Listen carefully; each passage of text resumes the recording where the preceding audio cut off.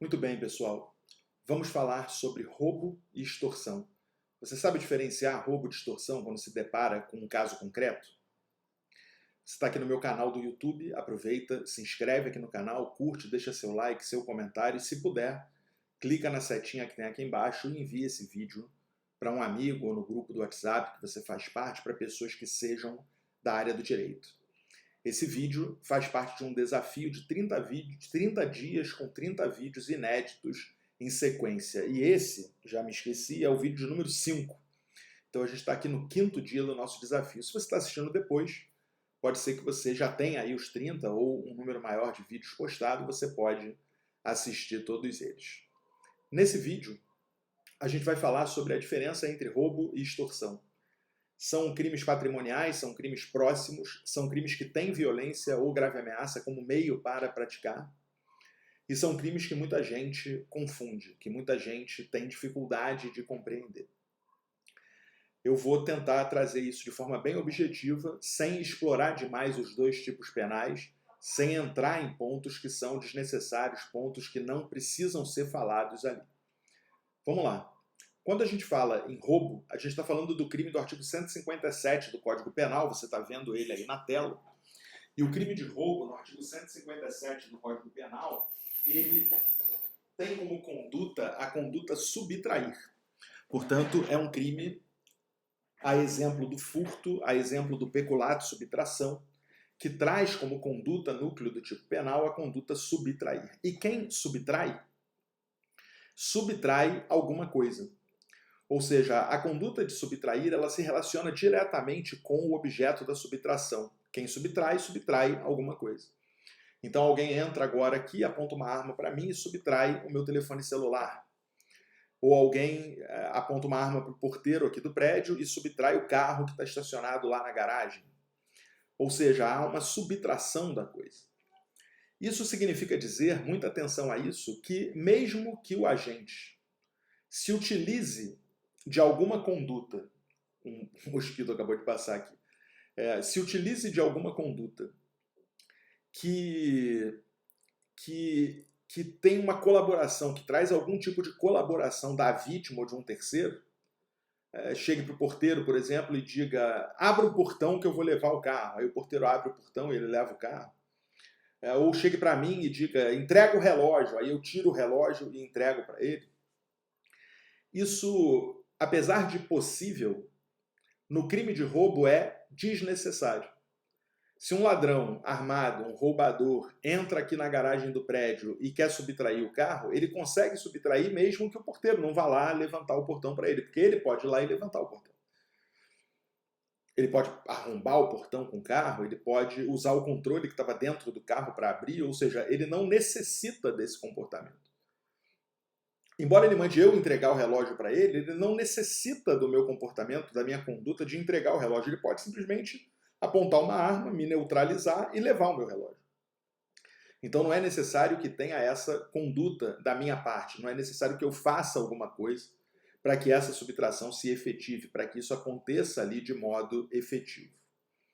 Então é importante ter essa noção, essa percepção de que no crime de roubo não é necessário um comportamento da vítima, que a vítima faça ou deixe de fazer ou tolere qualquer comportamento. O tipo penal traz uma subtração. A violência ou grave ameaça é utilizada para neutralizar, para constranger, para amedrontar as pessoas, enquanto o agente subtrai os bens. O agente realiza a subtração. De novo, ele pode mandar entregar, passa o telefone, aí eu pego o telefone no bolso e entrego para ele. Pode, claro. Mas isso não é necessário. Não há necessidade desse comportamento por parte da vítima. O próprio agente do crime consegue levar a coisa, o próprio agente do crime consegue retirar a coisa e realizar a subtração dela. Não é necessário que se tenha essa conduta. Já no crime de extorsão, que está lá no artigo 158 do Código Penal, o núcleo do tipo penal deixa de ser subtrair e passa a ser constranger. Ou seja, no crime de extorsão, o que ocorre é um constrangimento. A vítima é constrangida pelo agente do crime. Há um constrangimento por parte do agente do crime. E o que significa dizer isso? O que significa dizer que o agente constrange? Quem constrange, constrange alguém a alguma coisa. Ou seja, o núcleo constranger, o verbo constranger, a conduta constranger, se caracteriza quando o agente constrange alguém a um comportamento, a uma conduta, a fazer ou deixar de fazer alguma coisa.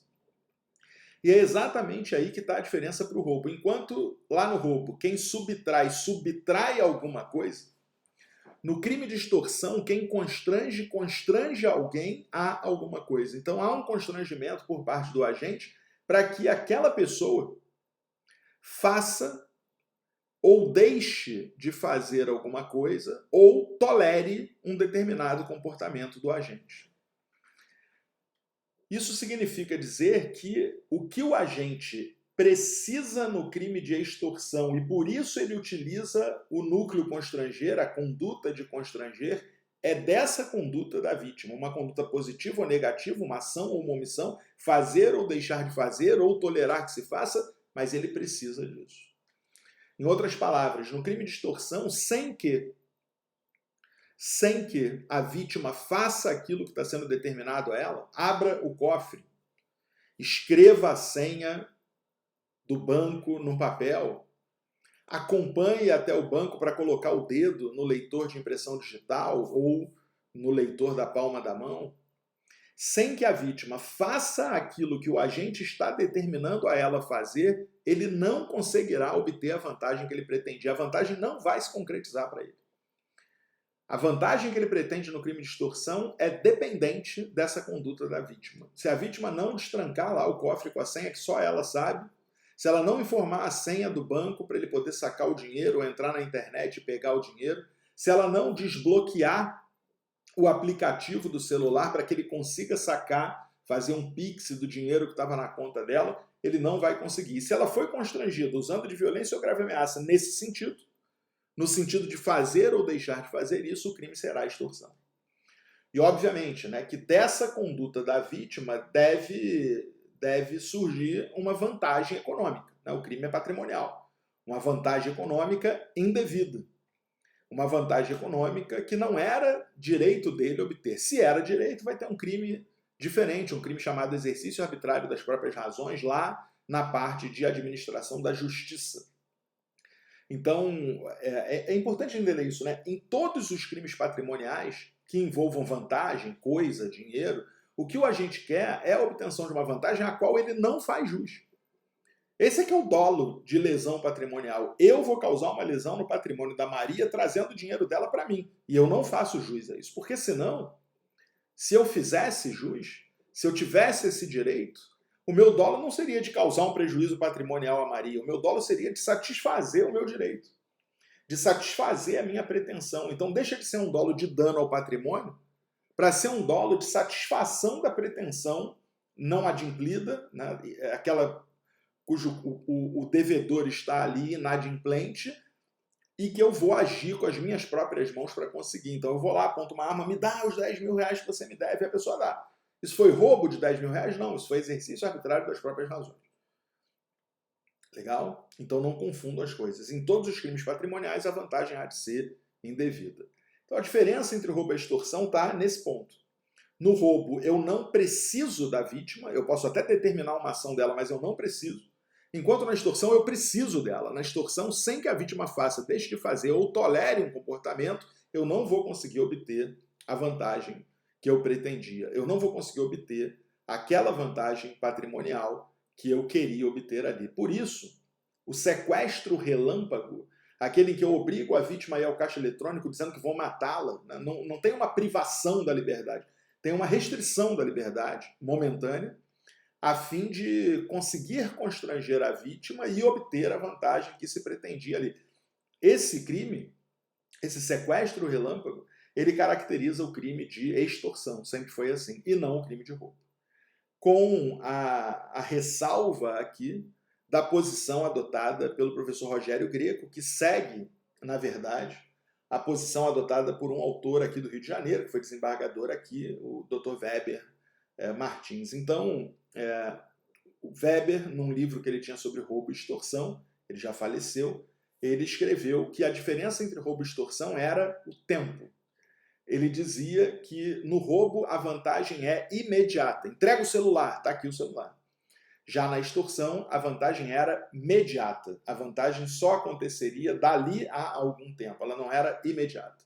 Então, se eu constranjo a vítima, por exemplo, a anotar para mim as senhas do banco, para que depois, de posse dessas senhas, eu vá até o banco sacar, eu teria uma extorsão, porque a vantagem é imediata, a vantagem vai acontecer depois.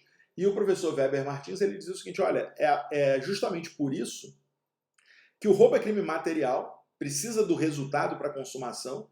O resultado ele é tão imediato que o legislador exigiu o resultado para a consumação, enquanto o crime de extorsão não. O crime de extorsão é um crime que ele se contenta com a vantagem posterior. Então ele se contenta com a conduta, ele é um crime de natureza formal.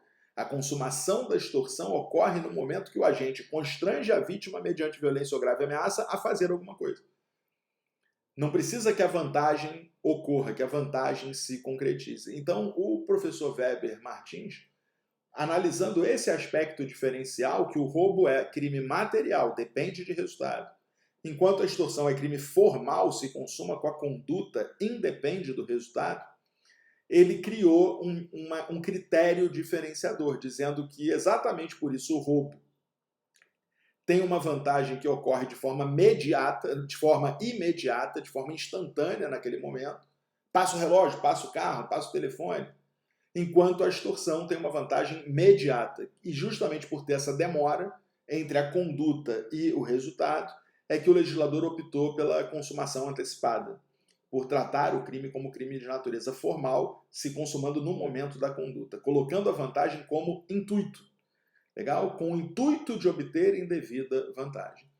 Mas essa não é a corrente que prevalece. A corrente que prevalece aliás, que é majoritaríssima, né, e prevalece, é a corrente que trata da necessidade de uma conduta da vítima. Se o agente não precisa da vítima, o crime é de roubo. Se o agente precisa dela, o comportamento dela é necessário, o crime é de extorsão. Por isso, o sequestro relâmpago sempre foi considerado como extorsão e em 2009 ganhou ali uma modalidade qualificada no 158, parágrafo 3º, que é a extorsão com restrição da liberdade, que não se confunde com a extorsão mediante sequestro. Na extorsão mediante sequestro, a vantagem é moeda de troca com a liberdade.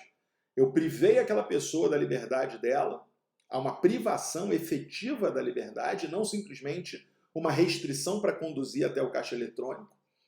E a vantagem não está sendo posta em troca da vida do filho, não, a vantagem está sendo posta em troca à liberdade. Ou eu recebo X mil reais, ou essa pessoa nunca mais ficará livre. É a moeda de resgate da liberdade. Então, a diferença fica muito clara. Já na extorsão com restrição momentânea da liberdade, a gente tem uma restrição momentânea como instrumento para que o constrangimento funcione. Aqui eu não estou pedindo um resgate, aqui eu estou dizendo, vou te matar se você não for comigo no caixa eletrônico digitar a senha. Então essa restrição da liberdade é acessória, enquanto no crime de extorsão mediante sequestro, a restrição da liberdade é a conduta do crime, né? Sequestrar alguém com o fim de obter indevida vantagem econômica. Mas a diferença aqui não era essa, né? A diferença que eu queria traçar era com o crime de roubo. No roubo eu não preciso da vítima, na extorsão é necessário que a vítima faça, deixe de fazer ou tolere para que eu obtenha vantagem. Sem a conduta da vítima, eu não consigo obter a vantagem. Legal? Sem a conduta da vítima, aquela vantagem se torna impossível para mim. Beleza?